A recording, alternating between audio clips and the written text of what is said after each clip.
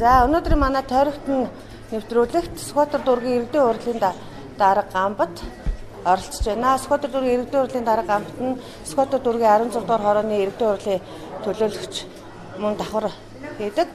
Тэгээд Гамбат даргатай хамт тойргоор нь явж эднийхний хийсэн үйл ажиллагаатай танилцахаар гарлаа. За Сүхбаатар дүүргийн 16 дугаар хорооны иргэдийн урлагийн төлөөлөгч Гамбаттай уулзж байна. Тэгээд эдний хороонд байрлалцсан байгаа шинээр бий болсон цэвэрлэх байгууламж дээр бид нэр ирээд байна. Тэгээд цэвэрлэх байгууламжийн талаар та ирээдүйд тодорхой ойлголт өгөхгүй юу? За манай Сүхбаатар дүүргийн одоо энэ 15 16 дугаар хорооны дунд байрлах энэ цэвэрлэх байгууламжаас маань тодорхой хэмжээгээр тийм ээ хуучин цэвэрлэх байгууламжаас үнэр гараад за энэгээр болохоор манай хүүхдүүд энэ 58 дугаар сургуульд явдаг, эцэг эхчүүдийн далангаар маш ихээр явдаг, гомдууд маш ихээр ирж ирсэн. За ийм учраас энэ шийдлийг яах вэ гэдэг асуудлыг бас бид нэр гадаад харилцаа бас хөгжүүлснийхээ хувьд Солонгосын KTL буюу одоо Korea Testing лабораторид анх санал тавьж байсан. За энэхүү саналыг маань маш сайн сайшаалтай хүлээн аваад бид бүхэн эндээс дээж авсныхаа үндсэн дээр энэхүү тийм ээ цэвэрлэх байгууламжийг бид нар барьж байгуулсан. За Солонгосын хөрөнгө оруулалт 100% хөрөнгө оруулалтаар байгуулад за тэгээ удалгүй бас бид нар бас энэ дээрээ нэмээд за мембран фильтрийг бол тавьж одоо ингэ хайбрид маягаар ингэж тий ажиллаж байгаа. Энэ маань өөрөө бол усыг бол маш өндөр түвшинд шүүж тийм ээ саарл усыг бол гаргаж байгаа. Саарл усаа юунд ашиглаж байгаа? За саарл усаа болохоор бид нар бол ер нь цаашдаа бол мод тарих за дээрэс нь өшөө тодорхой хэмжээний хуримтлал үүсгэж чадвар тий машин угаах иймэрхүү зорилгоор бол ашиглахыг гэсэн төлөвлөгөөтэй байгаа. Цэвэрлэх байгууламжийн хамрах хүрээ хэрэг хүрээтэй энэ хавьда зөвхөн 16 дугаар хороондоо юу тасалсан нэг хэсэг газар уу?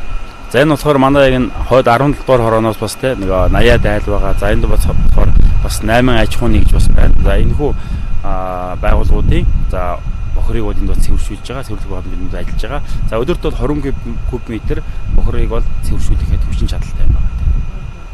Энд яг хизээ байгуулагдсан бэ? Цаашид хэчнээн жилийн нүгээр цэвэрлэх байгууламжийг цаашид өргөжлүүлэн ажиллуулна гэсэн төлөвлөгөөтэй байна. За одоогоор бол 4 дахь жилдээ орж байна. За одоогоор бол маш сайн хэвийн тий ямар нэгэн эвдэл тэмдэглэлгүй одоо маш сайн ажиллагаатайгаа ажиллаж байгаа. За удахгүй энд бол манай дахин төлөлтийн 2012-оос 16 он дахин төлөлтөөр одоо энд юу бохирын магистрат татсан байгаа.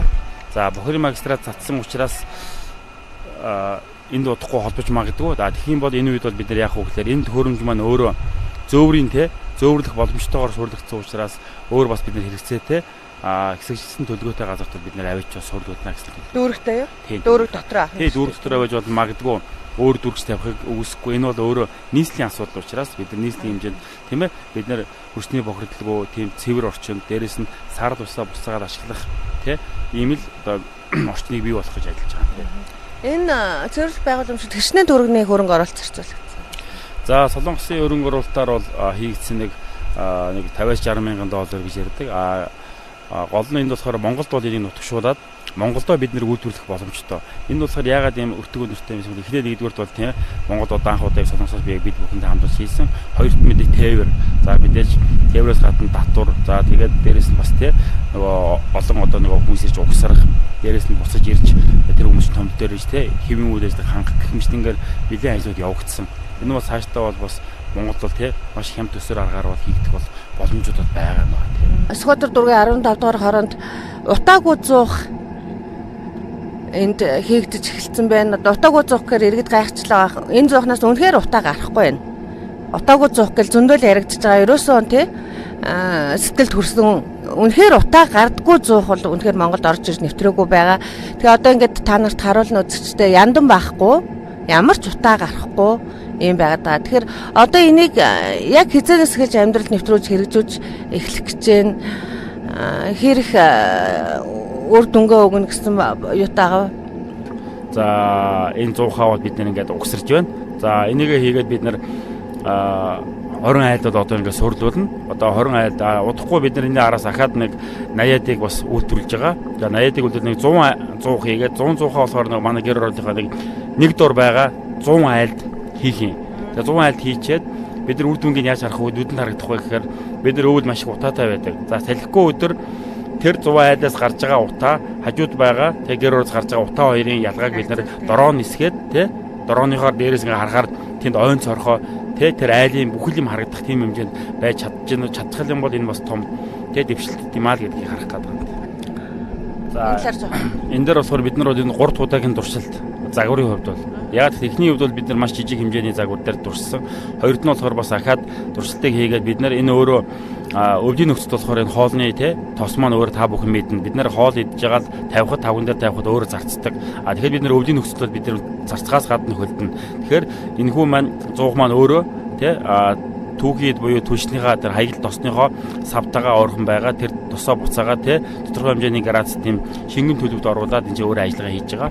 За энэ хүү зуух маань асалтынхаа хувьд бол эхлээд асаахтаа болохоор зарцсан тосыг яах вэ гэхээр дизель машиныг асаадаг шиг тодорхой хэмжээд спиральтай учраас тэр спираль дээр тогныхоо юугаар халаагчаараа халаагаад халсан тослороо эхлүүлээд нэг ажиллаж чад өөрөө аянда халаад явчихна. За энэ хүү зуух маань өөрөө тасралтгүй тийм ээ хэдэн сараар ажиллах боломжтой. Энэ яаж харуулж байгаа юм бэ гэхээр тосыг үргэлж нэмэх эсвэл тосны савыг өөрөө ихсгэснээрээ энэ хүү зуух маань өөрөө тасралтгүй ажиллана. За ер нь бол 1 литр тосоор бол нэг 2 цагаас тийм ээ 100 нөхцөл 3 цаг дор ажил 4 цаг ажиллах тийм дулаа тий байгаа. Дээрэс нь тухайн цаг агаарын нөхцлөөс бол хамаарат тий ихсгэж багасгах энэ горимд бол энийг оруулахаар бол шийдэлтэн бол хийцэн байгаа юм тий. Байшинтай айлууд яах вэ? Нам даралтаар халдаг айлууд, ханан пишинтэй айлууд байгаа шүү дээ. Тийм айлууд одоо хэрэглэх боломжтой юу? Тогны мөнгө их гарна гэж нэг асуудал байдаг шүү дээ. Энэ асуудлыг яаж шийдсэн шийдэл? За энэ болохоор өөрөө одоо та бүхний мэдж байгаа гар утасны павер банк байгаа шүү дээ. Павер банкаар ажиллаж болно. За тогон залхтаа бол 12 вольт байна шүү дээ. 12 вольтын юу одоо гар утасны хилдэг адаптер түүгээр ажиллаж чинь. Эрчим хүчний хөвч гэсэн бас энэ өөрөө бол маш бага хэмнэлттэй. За тэгээд дээрэс нь тос хаягдлын хувьд бол яг бид нар бол ингээд цуглуулад бол бүх хэмиг бол ингээд хийх явж бол асуудалгүй. За гэрд бол бид нар бол иймэрхүү шийдлэр бол эхний ээлжинд бол туршилтаа хийж байна. За айлд очихоор манай энэ юу байгаа ард нь байгаа яндан байгаа шүү дээ. Энэ яндагийн хоолоо. Энэ хоолоог бид нар гем маягийн хэлбэртэй болгоод фишингийн оролт руу одоо 2 удагтай 3 удагтай 1 удагтайгаа фишин байгаа шүү дээ. Тэгээд тэр худагтай фишин шавар фишин байгаа. Тэр фишинд бид нэг холбоод өгч байна. Тэгэнгүүт энэ өөрөө халуун өөрөө тэр чигээр гарч халуун агаар гарч иж байгаа шүү. Тэр маань өөрөө ингээд фишинг халаагаа явчихна. Өн өртгийн хувьд ямар ах одоо түрүүч утаагүй гэгдчихэд байгаа цөөхнүүд чи утаа гарсаар байгаа хэр нэлээд үнэтэй байгаа шүү дээ. Тэр цөөхнүүдийг бодвол үнэн нь ямар байх вэ? Хэмт тосрөөж үнэтэй бол эрэг даахад бас хүндрэлтэй шүү дээ. За ер нь бол бид нар энэ асуудлыг ямар ч нэг 200-300 мянган төгрөгөнд шийдэхийг бол зорж байгаа. Хэмт багт бас гол нь бид нар тийм ээ Монгол инженерүүдээс саналыг авч байна, хүмүүстэйгээ хамтран ажиллаж байна. Тэгээд дээрэс нь болохоор манай түүгийн ид маань өөрөө маш хямд байхгүй юу? Гэтэл энэ бол мэдээж Монгол улсын хэмжээнд хангаж чадахгүй ч эхний ээлжийн ямар ч байсан би өөрөө те сквадр дүүргээ гэр ороолоо утаагүй байлгахыг эхний ээлжийн ямар ч байсныг те хийгээд үзье оролдоод үзье. Энэ маань өөрөө тийм ээ хаягдл гэдэг чинь өөрөө хог хаягдл буюу гэж дахин босруулж болдог бас буцаад энэ зэрэг сайкл хийгээд те ашиглаж болдог юм а гэдэг харуулснараа хөрсний бохотол за гарын бохотол те дээрэс нь одоо энэ түлш мүш одоо хэмнэх бүх талаасаа бол энэ хэмнэлттэй гэж харж байна тий. Иргэдийн урлагийн төлөөлөгч Гамбат маань нэлээд 3 сургууль дээр ийм ус зөвшөөрлөх төхөөрөмж байрлуулсан байгаа. Тэгээ энэ талаараа бас мэдээлэл өгөөч гэж 37 дугаар сургуулийн захирал Гамбат төлөөлөгч хоёр маань зочид энэ хоёроос мэдээлэл авъя. За энэ болохоор манай сурагчид маань мэдээж тэр болгон тийм ээ цэвэр усыг худалдаж авч уух бол бас хомос байдаг. За тийм утгаасаа бас бид нар гэр ороолын алдагдсан тийм сургуулиудынхаа хүүхдүүдийг тийм ээ одоо ингээд цэвэршүүлсэн ус уух боломжоор хангах. За дээрэс нь манай энэ зоогийн газар маань бас тийм цэвэршүүлсэн усаар хоолдоо тийм шилтөө болох бүх хоолндоо хэрэглэх энэхүү нөхцөлөөр хангах гэдэг бас Солонгосынхаа бас энэ байгууллагатайгаа бас хамтарсан. За Солонгосын KCS бас болон KTL байгууллагатайгаа хамтарч энэ зохион байгуулсан байгаа. За та энэ өснийхээ суудлын талаар танилцуулаад хүүхдүүд хэр сэтгэл хангалуун байна, хэр хүүхдүүд хурж ажиллаж байна, багш ажилчид гэсэн хэр сэтгэл хангалуун байна. Энэ талаар жоохон танилцуулахгүй. За баярлалаа. За манай энэ өсчний өрөө бол нэлээ үр дүнтэй гэж би үздэг. Багш ажилтан маань нэгдүгээр тэ их сэтгэл хангалуун, хоёрдугаарт бол эрэгтэй хүүхдүүд өвчлөн засуулдаг. Тэгээ эрэгтэй хүүхдийн усыг бол 1000 төгрөгөөр засдаг. Охидын усыг бол 1000-аас 1500 засч янзалж өгдөг. Хүүхдүүд маш сэтгэл өндөртэй байдаг. Яагаад гэвэл бас хүүхдийн эрүүл аюулгүй орчин, хотын төв рүү тэр болгон яваад усаа янзлуулах шаардлагагүй. Яг сургуулийнхаа орчинд хүүхд хичээлийн бус цагаараа хичээлээс гадна үедээ бол энэ ороонд орж тогтоод үйлчлүүлж байдаг. Эцэг эхчүүд ч гэсэн сэтгэл хангалуун байдаг. Тойрогтын нэвтрүүлэг Сүхбаатар дүүргийн иргэдийн урлагийн дарга Сүхбаатар дүүргийн 16 дугаар хорооны иргэдийн урлагийн төлөөлөгч Гамбаттай хамт Сүхбаатар дүүргийн 14, 15, 16 дугаар хороогоор явж тухайн дүүргийн иргэдийн хурлын хийсэн ажил түүний үр дүнтэй танилцаад ирлээ.